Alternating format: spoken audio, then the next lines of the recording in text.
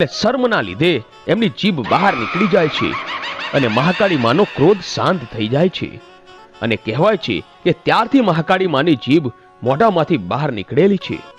પછી તો મિત્રો વર્ષો વીતે છે અને ઋષિ વિશ્વામિત્રએ પાવાગઢમાં મહાકાળી માની તપસ્યા કરી હતી અને કહેવાય છે કે મહાકાળીમાં પ્રસન્ન થયા હતા। ત્યારબાદ પાવાગઢના ડુંગર ઉપર વિશ્વામિત્રીએ મહાકાળી માની સ્થાપના કરી હતી અને ત્યારથી ત્યાં વહેતી નદીનું નામ વિશ્વામિત્રી નદી પડ્યું હતું। ત્યાર પછી ઘણા વર્ષો વીત્યા। ચાંપાનેર નગરીમાં ભદ્રા નામની બહેન અને એનો ભાઈ રહેતા હતા। બંને એકલા જ હતા। આ બહેન માં મહાકાળી માની પરમ ભક્ત હતી। હવે એવું બન્યું કે એ ભાઈને એક વખત નાગ કરડ્યો અને એનો પ્રાણ નીકળી ગયો। ઘરમાં હાહાકાર મચી ગયો। જે ભદ્રા મહાકાળી માં પાસે પ્રાર્થના કરે છે કે હે માં જોગમાયા, મારા ભાઈને સજીવન કરો, માં જટ વાહરે આવો, મારી